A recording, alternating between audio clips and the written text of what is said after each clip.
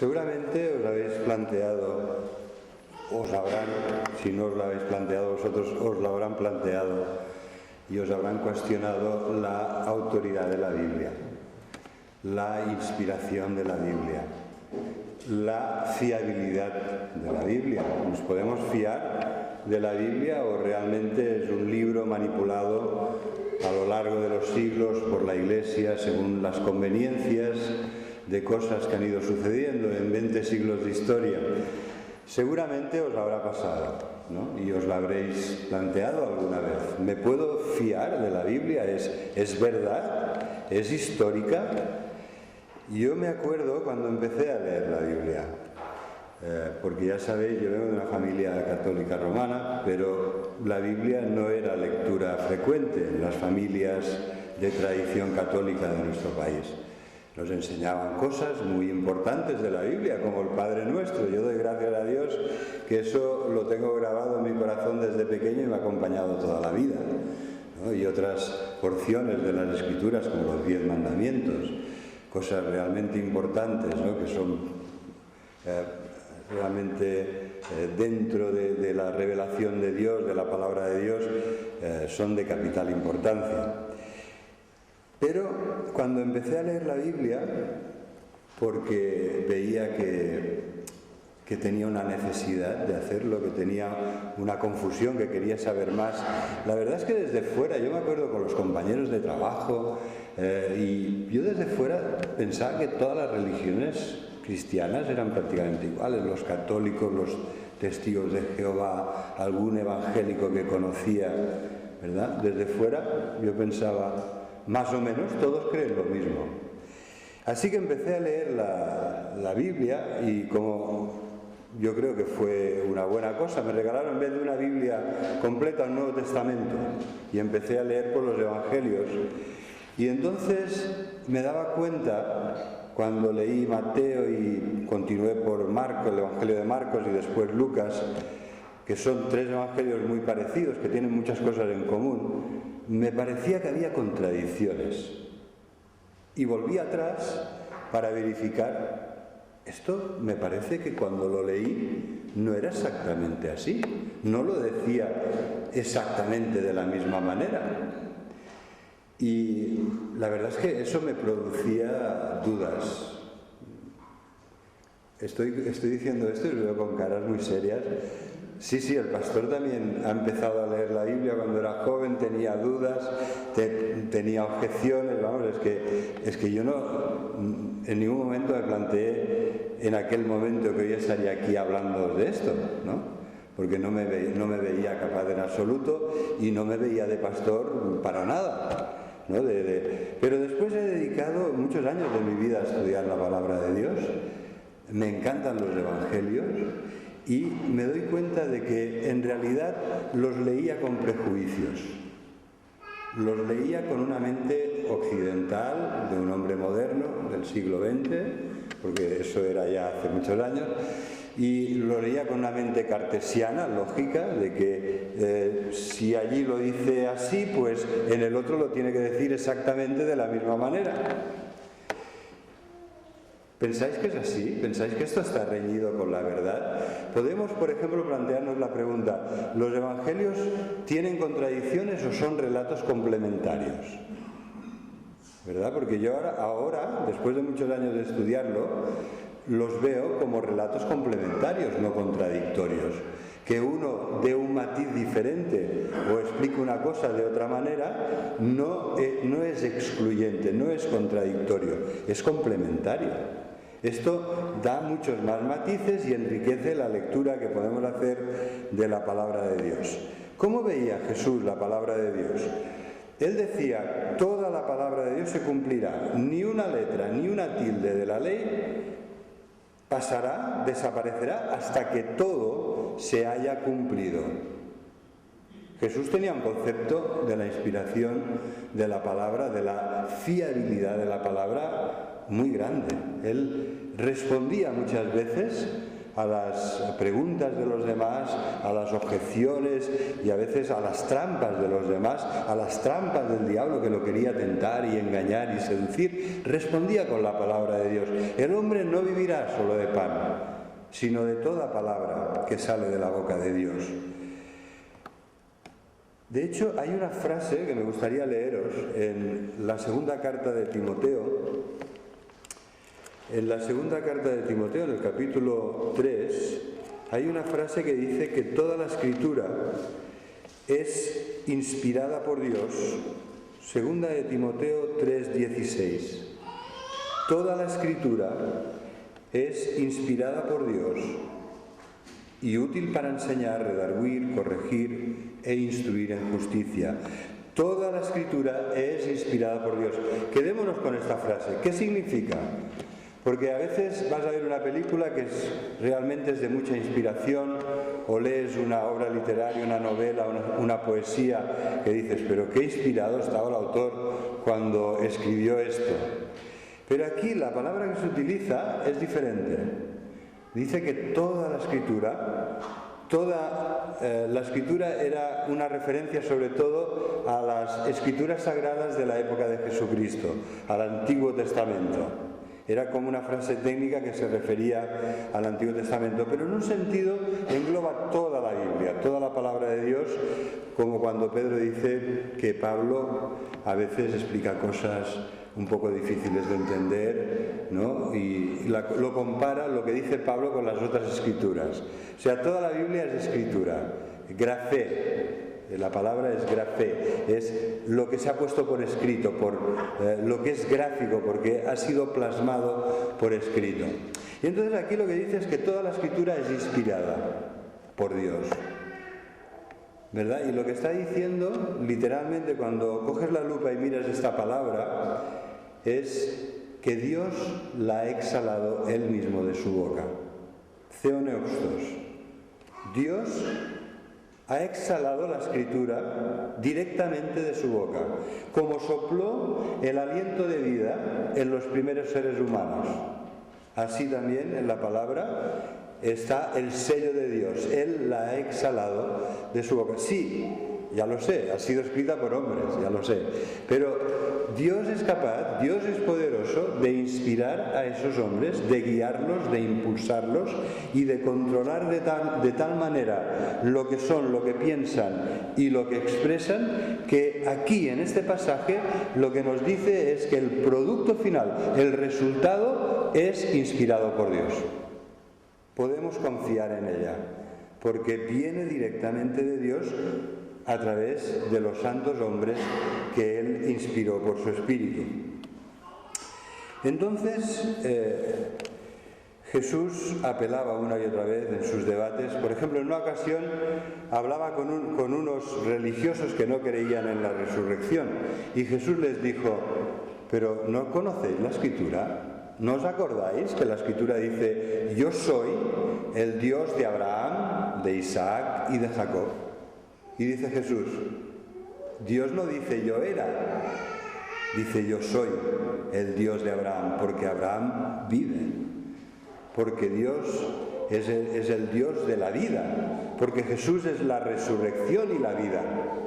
Entonces, me gustaría que nos planteemos uno de estos dilemas que yo tuve al principio, cuando empezaba a leer los Evangelios.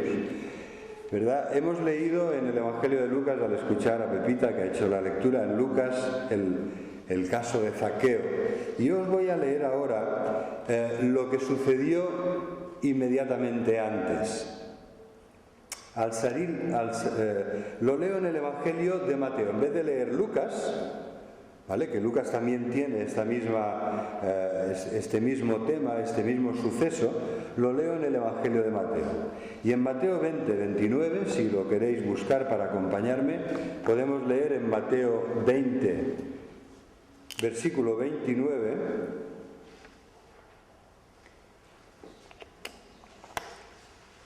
al salir ellos de Jericó, les seguía una gran multitud. Vamos a poner aquí una mano en esta parte de la Biblia y la otra en Lucas, y así compararemos un poco, ¿vale? En Mateo 20, Lucas 19. Mateo 20, 29. Al salir de Jericó le seguía una gran multitud y los 2 ciegos que estaban sentados junto al camino, cuando oyeron que Jesús pasaba, clamaron diciendo: Señor, Hijo de David, ten misericordia de nosotros. Y la gente les reprendió para que callasen, pero ellos clamaban más, diciendo: Señor, Hijo de David, ten misericordia de nosotros. Y deteniéndose Jesús los llamó y les dijo: ¿Qué queréis? ¿Qué queréis que os haga? Y ellos le dijeron: Señor, que sean abiertos nuestros ojos. Entonces Jesús, compadecido, les tocó los ojos y enseguida recibieron la vista y le siguieron. Así que nos quedamos aquí con una mano en esta parte de la Biblia, Mateo 20, y ahora vamos a ir a Lucas 19, porque justo antes de leer lo que ha leído Pepita, se explica esta misma historia y dice: aconteció que acercándose Jesús a Jericó, un ciego estaba sentado junto al camino mendigando. ¿Vale? ¿Habéis notado alguna diferencia? ¿Sí? ¿Cuál? Un ciego y 2 ciegos. A ver, entonces hay una contradicción. Vamos a pensarlo bien. ¿Hay una contradicción? En un sitio habla de un ciego, en el otro de 2. En el Evangelio de Marcos se nos dice que este ciego se llamaba Bartimeo. Era una persona conocida y conocían su nombre. Entonces, ¿tenemos aquí contradicciones o se trata de detalles complementarios? ¿Es una contradicción que en un sitio hable de 1 y en el otro de 2?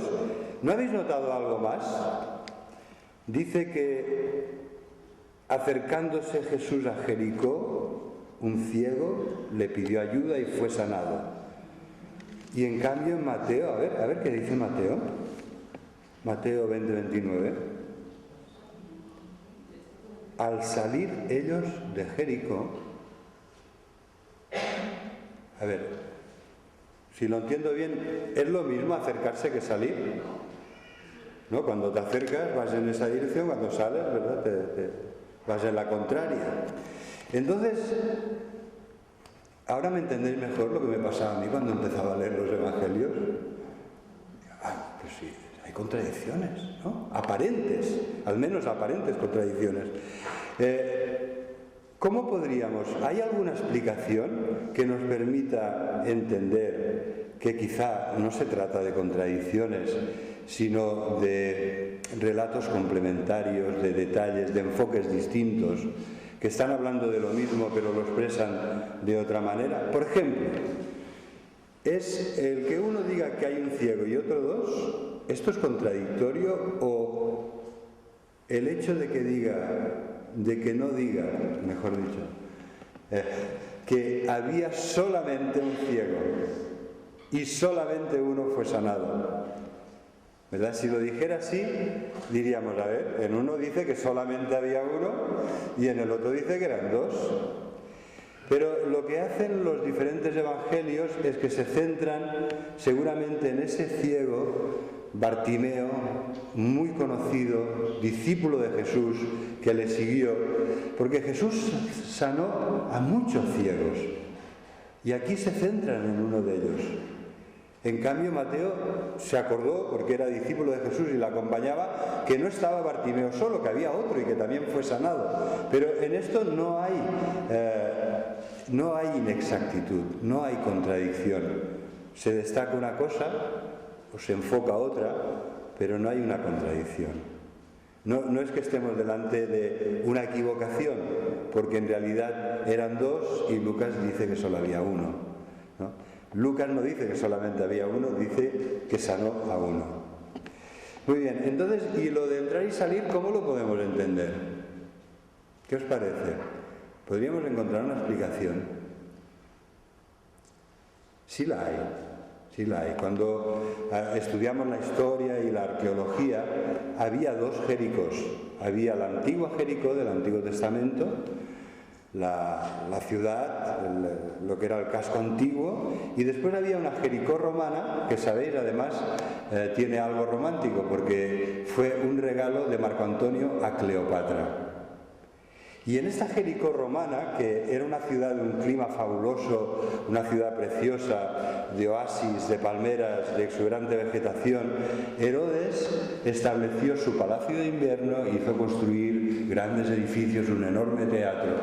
Y entonces seguramente lo que está pasando aquí es que cuando Mateo dice que se acercaban, a ver si lo voy a decir bien, porque ya al final me voy a liar yo también.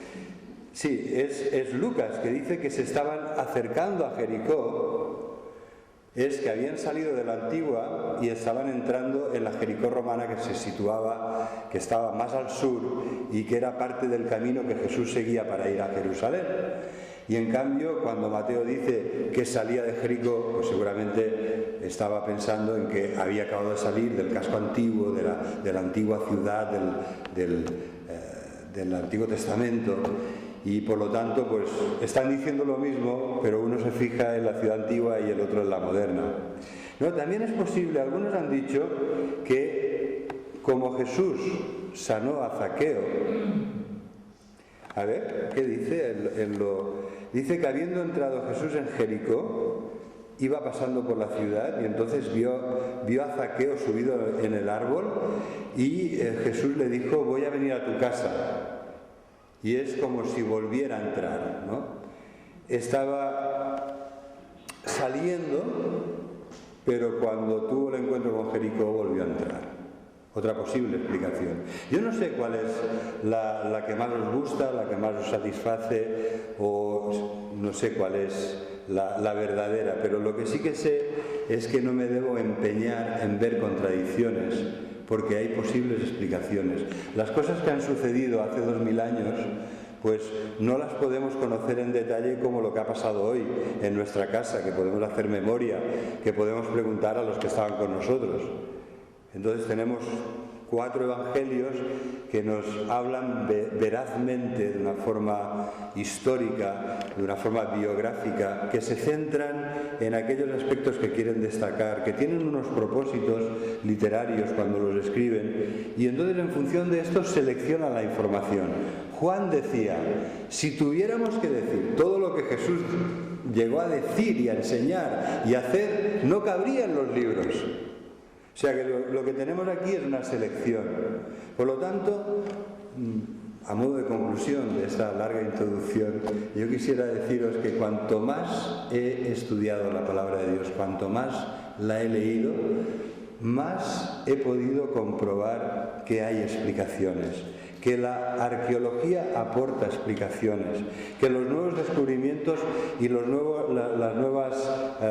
conocimientos lingüísticos nos ayudan a entender mejor, que muchos de los prejuicios que tenía se han ido, han desaparecido, y que cada vez confío más en esta palabra de Dios porque es inspirada por Dios, porque es palabra de Dios, porque viene directamente de Dios y porque ella se defiende a sí misma. ¿Sabéis lo que decía Spurgeon? Decía: no hace falta que defiendas la palabra de Dios, simplemente déjala suelta, léela, predícala. Es como intentar defender a un león, no hace falta, ábrele la jaula, ¿verdad? A la palabra de Dios tenemos que defenderlo como al león, tenemos que abrir la jaula, que corra, que se conozca, que sea glorificada, y ella se defiende a sí misma. A mí me gustaría que nos fijemos en las características de una verdadera conversión. Yo creo que Zaqueo se convirtió de verdad. Que él, que era una persona muy mal vista, era una persona rica, de buena posición, pero era una persona que en la sociedad estaba muy mal vista y muy denostada. Realmente era una persona que lo pasaba mal. Tenía sus familiares, tenía sus amigos, su círculo de amigos, pero en la sociedad judía en general era una persona criticadísima, muy mal vista, muy mal considerada. Y Jesús tuvo compasión de él, ¿verdad? Aquí acabamos de ver que Jesús no hace diferencia entre las personas. Ha visto a dos pobres ciegos que le pedían ayuda y no ha tenido en cuenta si eran más o menos pobres. Lo único que ha visto es que tenían necesidad de él, que pedían su ayuda, y no ha tenido en cuenta su condición social, no ha dudado ni un instante, les ha sanado. Se lo han pedido y Jesús, a pesar de que los otros decían, no molestes al maestro, pero ¿qué te has creído? ¿Cómo vas a parar a un hombre tan importante? Él se detiene al momento y les sana.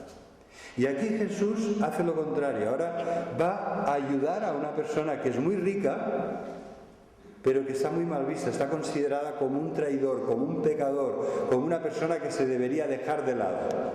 Jesús lo que ve es la necesidad del ser humano. Jesús nos quiere ayudar a todos. Porque, ¿sabéis? Yo creo que todos necesitamos la ayuda de Jesús. Jesús vino a buscar y a salvar a los que estábamos perdidos. Jesús en este pasaje nos dice que hay salvación para ti, que hay salvación para tu casa. Cuando digo casa, digo familia. Hay salvación para tu familia. Hoy ha venido la salvación a esta casa, porque este hombre tan marginado y criticado, Zaqueo, también es hijo de Abraham. Así que esto me hace pensar en que realmente necesitamos la salvación. ¿Verdad? Ya lo sabéis. Oye, muchas gracias, que estabais orando por mí y yo no me he acabado al final me lo he acabado de poner, pero por disciplina, no porque lo necesitara. Ya sabéis que estaba con la espalda muy mal, que no me podía prácticamente ni reincorporar, y bueno, pues enseguida me sentí bien y la verdad que por obedecer al médico, que hay que hacerlo, pues me puse la primera caja. Me dijo 2 y me puse la primera, y ya con esto me he sentido que he cumplido con las prescripciones médicas, pero que tampoco no hace falta, si ya estoy bien, ¿verdad? No hace falta que abuse de esa medicación tan fuerte. Gracias por vuestras oraciones. Y yo creo que lo que sucede en el plano físico sucede en el plano espiritual. Estamos enfermos. Pero yo no voy al médico hasta que me encuentro mal. Es que cuando me encuentro bien, la vida me sonríe, lo que me encanta es vivir con libertad y hacer todo lo que pueda. Pero cuando me encuentro mal, una de las primeras reacciones tendría que ser pedir la ayuda del Señor, y la siguiente, ir a buscar al especialista que nos puede decir lo que nos conviene, ¿no? Es responsabilidad hacerlo así. No automedicarnos, no pensar que aquello va a desaparecer como ha llegado, ¿no? Y entonces espiritualmente sucede lo mismo, estamos enfermos. Quizá alguno pensáis, bueno, yo no me veo tan mal, ¿verdad? No, si te comparas con la persona que tienes a tu derecha, a tu izquierda, delante o detrás, no somos muy diferentes, en ese sentido no. Pero ¿y si nos comparamos con Jesús? ¿Y si nos comparamos con el Dios de amor que te dice que tienes que amar a los demás como a ti mismo? Que tienes que amar a Dios sobre todas las cosas y con todo tu corazón y con todas tus fuerzas. ¿Y si te comparas con Jesús, que dijo que nos amemos como Él nos había amado, dando su vida por nosotros? Entonces ya nos empezamos a ver bastante mal, ¿verdad? Porque yo cuando me miro en el espejo espiritual que muestra lo que hay en mi interior, veo egoísmo, veo orgullo, veo a veces mentira, falsedad, abuso, violencia, falta de amor, falta de justicia, falta de pureza y santidad. Y lo veo, no es que lo quiera ver, pero lo veo de forma bastante generalizada, ¿sabéis? Lo veo en mí, pero precisamente yo creo que si el Señor nos da la humildad de reconocer lo que hay en nosotros, pues también a veces lo vemos en los demás, ¿no? Simplemente, no es que lo quieras ver, no es que quieras criticar, ¿no? Es que es simplemente cuestión de abrir los ojos. ¿En qué mundo vivimos? ¿Cómo somos? ¿Cómo nos relacionamos? ¿Cómo funciona? Necesitamos médico, necesitamos al Señor, necesitamos un Salvador, porque somos así, porque podemos ponernos cosas que lo disimulen, ¿verdad? Nos vestimos y salimos con mejor aspecto que si salimos descuidados. Ayer me pasó un caso ahí, al aparcar ahí delante, se me engancha el pantalón y se me abrió más o menos 40 centímetros. Imaginaros el chasco. 40 centímetros de golpe. Vaya enganchada, eso sí que es... ¿Con qué fuerza bajé del coche aquel día? Bueno, la cuestión que hay que disimularlo, ¿no? Cuando no estamos con aspecto presentable, hay que disimularlo. Ya os diré la técnica, me salió bastante bien. Lo hice con celo del Fournet, de la repostería, me di ahí unas cuantas vueltas y parecía que el pantalón se sostenía, se aguantaba. Y a veces los pecadores hacemos esto, ¿no? Buscamos cómo disimular, ¿no? Cómo ponemos un poco de celo, ponemos un poco de maquillaje, nos ponemos algo que nos tape. Pero hay lo que hay, necesitamos al Señor, necesitamos que nos salve. Zaqueo, con toda su riqueza, con todas sus lujosas vestiduras, con su gran mansión, necesitaba a Jesús, necesitaba la salvación. Y la primera característica es de toda persona que se convierte al Señor es que le busca de corazón. Si no le buscas de corazón, ¿verdad? Es como cuando te encuentras bien. ¿Qué interés puedes tener en ir al médico? Es cuando te empiezas a dar cuenta de lo que eres y de lo que necesitas, es entonces que buscas de corazón, con fervor, con tesón, aquel que te pueda ayudar. A ver, vemos a Zaqueo que con toda su posición social, que era un hombre de gran posición social, se sube a un árbol para ver a Jesús.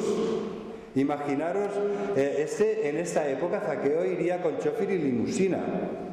Era un hombre muy rico. Es el único hombre en los evangelios del que se nos dice que era jefe de los cobradores de impuestos. ¿Vale? Como los de Hacienda. Pues el jefe. Ya sabéis, el jefe que hubo antes lo que hizo.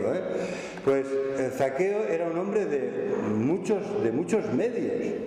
Pero tiene tanto interés para ver a Jesús que se mezcla en la multitud, que intenta como sea poder llegar a Él, y cuando no lo consigue se sube a un árbol para ver si así al menos lo puede ver. Buscar a Jesús de corazón, buscarlo con tesón. Pero fijaros que la salvación no es que tú busques a Dios. Si lo entendemos bien, la salvación, ¿sabéis?, es que Él te ha buscado a ti. Jesús dice aquí clarísimamente en el versículo 10 que el Hijo del Hombre ha venido a buscar y a salvar a los que estábamos perdidos. Es Él que ha bajado del cielo para buscarnos. Y entonces pone en nuestro corazón el deseo de buscarle. Y si lo pone, no lo frustres, no lo rechaces, busca, porque quien busca halla. Buscad y hallaréis, dice el Señor. Buscad a Cristo y Él os encontrará. Acercaos a Dios y Él se acercará a vosotros. Son promesas, Dios no miente. Buscad y hallaréis. Pedid y se os dará. Llamad y se os abrirá. Y esto nos lleva a la segunda característica de la persona que se convierte al Señor de verdad. ¿Qué podríamos decir? Si leemos este pasaje, nos dice que cuando Jesús le vio allí subido en aquel árbol, miró hacia arriba y le dijo: Zaqueo, date prisa, baja, que hoy voy a venir a tu casa. Es necesario que hoy pose en tu casa. ¿Verdad? Esta es una historia de los niños, se lo pasan súper bien, ¿no? Porque ven a Zaqueo allí primero que se sube al árbol, después que baja como puede. Y entonces lo que vemos aquí es obediencia. La segunda característica es que Zaqueo obedece inmediatamente a Jesús. Él le dice: desciende.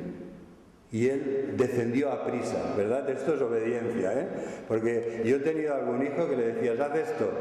Sí. Entonces, se ponía por aquí, por allí, y cuando ya pasaba media hora yo decía: este me está haciendo una vaga de celo, ¿no? Por lo menos. ¿Verdad? La obediencia, una de las señales de la obediencia es que cuando te dicen algo lo haces. Y si puedes hacerlo inmediatamente, inmediatamente. Y esto es lo que vemos aquí en Zaqueo. Hay un reconocimiento de la autoridad de Jesús. Es el deseo de agradar a Jesús.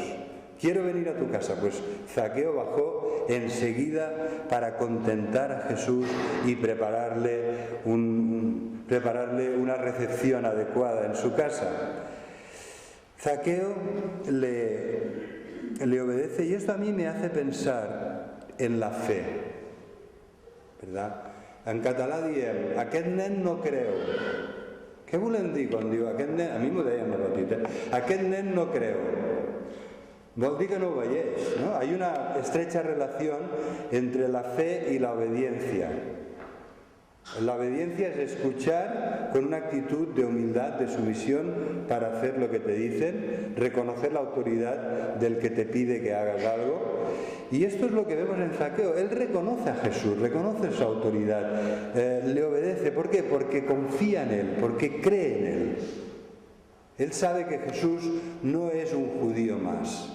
No es otro judío más, de estos que le ha insultado, que le considera un traidor, que le menosprecia. No, él ha visto en Jesús el amor de Dios y por lo tanto confía en Él.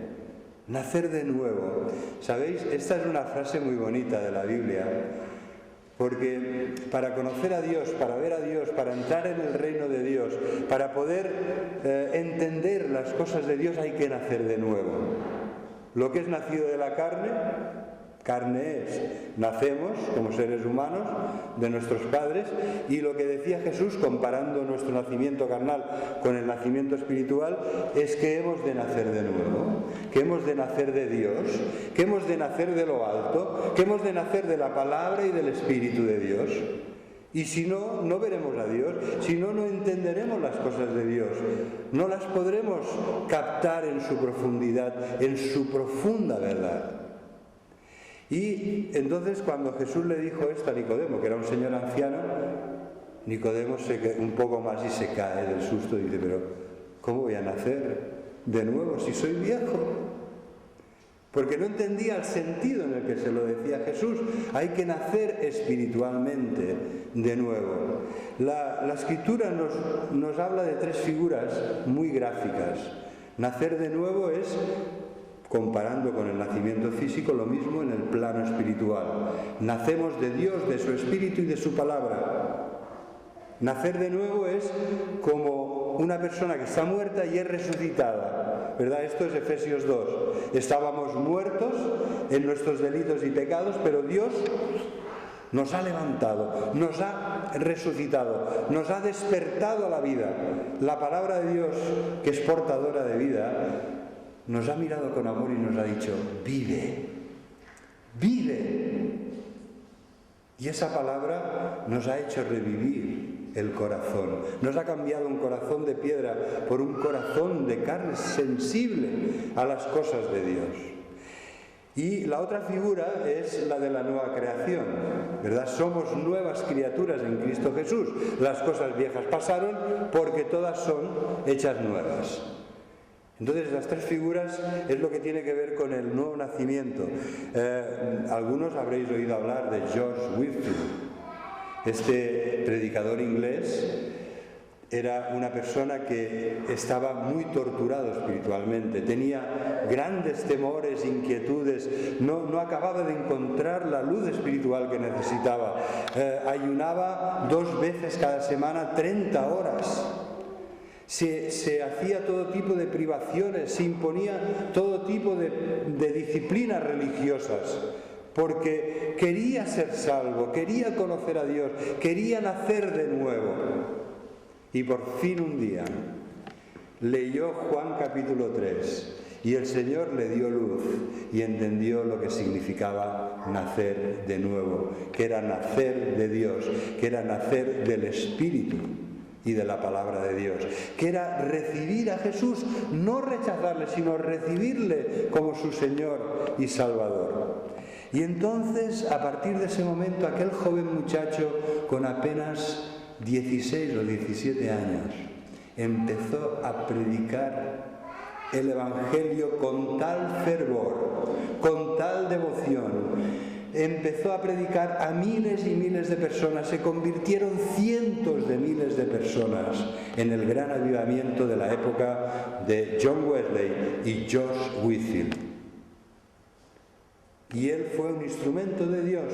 ¿Por qué? Porque Dios le dio luz y porque Dios puso este deseo en su corazón. Y sabéis, en sus predicaciones, ya os podéis imaginar cuál era su predicación favorita, ¿no? Hablaba de Juan capítulo 3, hay que nacer de nuevo. Y a mí me gustaría que te preguntes si tú has nacido de nuevo. ¿Has nacido de Dios? ¿Has nacido del Espíritu y de su palabra? ¿Has recibido a Jesús? Porque a todos los que le recibieron, Dios les hace hijos de Dios. Porque no son los nacidos de varón, de sangre y carne o de voluntad de varón, dice el Evangelio de Juan, sino los que nacen de Dios. Y esto nos lleva a la tercera característica, que es recibir a Jesús como Señor y Salvador. Vemos que Jesús va a casa de Zaqueo y ¿cómo le recibe? Versículo 6. Zaqueo corre deprisa, baja deprisa del árbol, va rápido a su casa y le recibe gozoso. Esta es la tercera característica de toda verdadera conversión. Rechazar o recibir. Rechazar o acoger, abrazar y besar al único que nos puede salvar. Esta es la cuestión. Esto es lo que hace Zaqueo, esta persona que era tan rica, pero en un sentido espiritual tan pobre, porque necesitaba a Jesús. Y él reconoce su necesidad de Jesús y le busca de todo corazón y le recibe. Yo creo que el recibirle en su casa es un símbolo de que él le recibe en su vida, le ama, le acoge, le abraza con todo su corazón. Así que el mismo Jesús, que era ayudador de enfermos y necesitados, de pobres y desvalidos, pues también aquí se hace amigo de un traidor a la patria, de una persona menospreciada por los demás. Y cuando querían insultar a Jesús, ¿qué le decían? Este es un amigo de publicanos, pecadores y prostitutas, ¿verdad? Lo querían rebajar y en realidad estaban ensalzando que Jesús no hizo nunca diferencia entre los seres humanos y salvó y ayudó a todos los que se lo pidieron. Vemos aquí en el hecho de que diga que Zaqueo también es hijo de Abraham, versículo 9, ¿qué vemos aquí? ¿Qué era Abraham? ¿De qué es símbolo Abraham?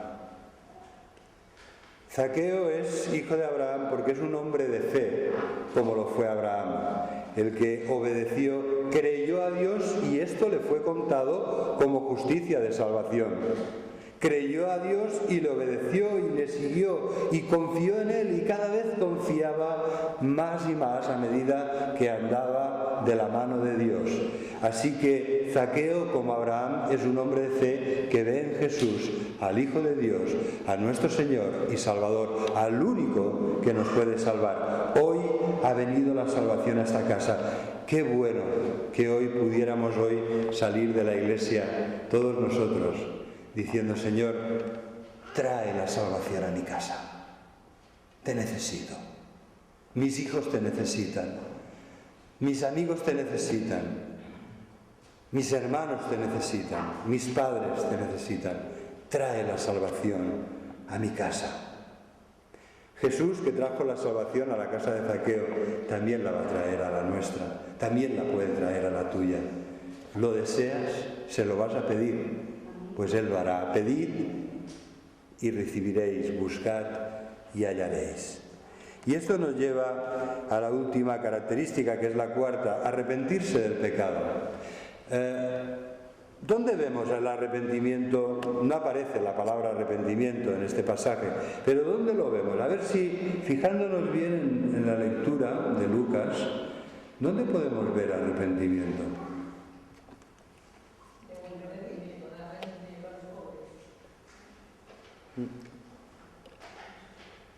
Perdón, no sé si te he oído bien. ¿En qué decías? Donde dice que de dinero a los pobres y si en algo devuelvo, se lo devuelvo cuantificado. Exacto. O sea, vemos aquí una persona que reconoce que alguna vez no ha sido totalmente honrado, ¿no? Bueno, esto les pasa a muchos, ¿eh? Yo creo que en alguna ocasión de nuestra vida quizá no hemos sido totalmente íntegros y honrados y legales al 100%, ¿no? Y entonces él dice, reconozco esto, me he equivocado, lo voy a devolver multiplicado por 4. Yo creo que esto es muy saludable, ¿sabéis? Este ejercicio de decir, a ver, si he hecho algo mal, voy a intentar enmendarlo, voy a intentar restaurarlo. Si he dicho algo mal, si mis palabras han ofendido a alguien, voy a intentar disculparme, pedir perdón. Si he dicho algo inexacto y he confundido a alguien, voy a intentar corregirlo, decir la verdad y aclararlo. Me parece que la palabra de Dios siempre nos anima que lo hagamos, que vayamos en esta... Es lo que hace Zaqueo. Si he defraudado, voy a devolver 4 veces más. Y entonces en lo de dar la mitad, en una ocasión en el País Vasco había un señor escuchando en la iglesia y me dijo, mira, esto que has dicho es lo que siempre me ha impedido a mí aceptar el Evangelio. ¿Cómo es que Jesús le dice a este pobre hombre, al joven rico, que dé todo lo que tiene a los pobres? ¿Quién puede hacer eso? Bueno, pues sí, lo han hecho muchos, ¿eh? San Francisco de Asís, ¿no? Lo hizo, y lo hizo también Bill Bright, el fundador de Campus Crusade. Esto lo han hecho, los que han querido hacerlo lo han hecho, ¿verdad? No es imposible, se puede hacer. Pero aquí lo que demuestra Jesús es que Él no pide esto a todos. Él le pidió a una persona que amaba más las riquezas que a Dios, amaba más las riquezas que ninguna otra cosa, le pidió, a ver si te puedes desprender de esto que amas tanto. Porque a Zaqueo no le pide nada, no le exige nada, y le sale del corazón decir, a ver, tengo tanto que realmente ¿cómo decirlo? Soy tan rico que sería pecado que yo no compartiera esto con los necesitados. Y le sale del corazón de forma espontánea, no conozco muchos que lo hayan hecho, pero a él le sale del corazón de forma espontánea de decir, voy a compartir lo que tengo. La mitad de lo que tengo lo voy a repartir porque hay mucha necesidad. ¿Qué pasaría si los de la lista Forbes, las 100 personas más ricas del mundo, hicieran esto? Ya no habría el problema de los refugiados, desaparece, ¿eh? Sí, de un día para otro, ¿verdad? Vemos que cuando la salvación llega a la vida de una persona, a la casa de una persona, afecta todo su ser, toda su vida, incluso la cartera, ¿no? Como aquel pastor bautista que cuando estaba bautizando a uno, dice, pastor, no, que tiene la cartera. Dice, déjalo, a ver si se bautiza también la parte económica, ¿eh? ¿Verdad? Aquí en Zaqueo se bautizó la parte económica también, ¿no? Y él compartió con generosidad, con amor, con aquellos que lo necesitaban. Efectivamente, el arrepentimiento es que uno se da cuenta que es pecador, que ha obrado mal, que necesita a Jesús, que necesita su perdón, que se lo pide de corazón, que tiene vergüenza, que tiene pena por lo que es y por lo que ha hecho. Y Zaqueo, aunque no se menciona la palabra arrepentimiento, con lo que hace lo demuestra. Así que a mí me gustaría que nos planteemos hoy, he hablado de 4 características, ya sabéis que no siempre lo hago para no ponernos en un aprieto, pero hoy sí, hoy vamos a repasar las 4 características. A ver quién se acuerda la primera, las características de una verdadera conversión a Jesús, de una persona que ha nacido de nuevo y ha entregado su corazón. Hay una serie de características. La primera, a ver cuál es. Nacer de nuevo. Hemos hablado de nacer de nuevo, pero la primera era... El arrepentimiento. Esta ha sido la última. La primera era buscar de todo corazón a Jesús, como Zaqueo en medio de la multitud, subido en el árbol, ¿no? Y la segunda, ¿cuál era la segunda? Obedecer. Baja Zaqueo, bajó prontamente, obedeció porque creía en Jesús, confiaba en Jesús. ¿Sabéis que una de las cosas que le ofende más a Dios es que no confíes en Él. Jesús lo decía a menudo, hombres de poca fe. ¿Verdad? Es ofensivo para Dios, el Dios de amor, el Dios todopoderoso, el Dios que renueva sus misericordias cada día, que no confíes en Él. O sea que realmente el único que es digno de confianza, y resulta que yo le digo, pues no me fío de ti. Es muy ofensivo, ¿eh? Yo me ofendo siendo un pecador si dicen, mira, no me fío de ti, y me sabe mal, ¿vale? Me ofendo en el sentido de que me sabe mal que no se fíen de mí, aunque tenéis motivo, porque siendo pecador pues siempre defrauda a uno, ¿no? Puede decepcionar a los demás. Pero Zaqueo confió, obedeció. Y esto nos lleva a la tercera y cuarta característica. ¿Cuál es? La tercera y cuarta característica. Leyendo el relato, ¿qué hizo Zaqueo con Jesús? Le rechazó. Oh, le recibió, le abrió las puertas de su casa. Y esta es toda persona que quiera relacionarse bien con Dios y ser salvo.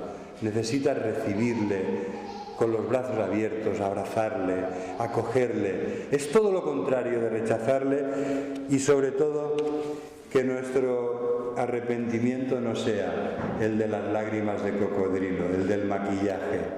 Porque, ¿sabéis una cosa? El verdadero arrepentimiento es como el de Zaqueo. No son solo palabras.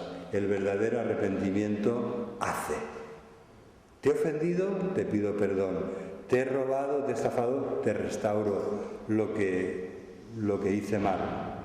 El verdadero arrepentimiento es hacer las obras de Dios, dejar de hacer lo malo para hacer lo que Dios quiere. Que el Señor nos ayude a inspirarnos en este ejemplo de la palabra de Dios y a confiar cada vez más en esta palabra que es digna, como nuestro Dios, de toda confianza, porque es inspirada por Dios y útil para nuestra vida, para enseñar, para corregir, para redarguir y para instruirnos en la justicia de Dios. Amén.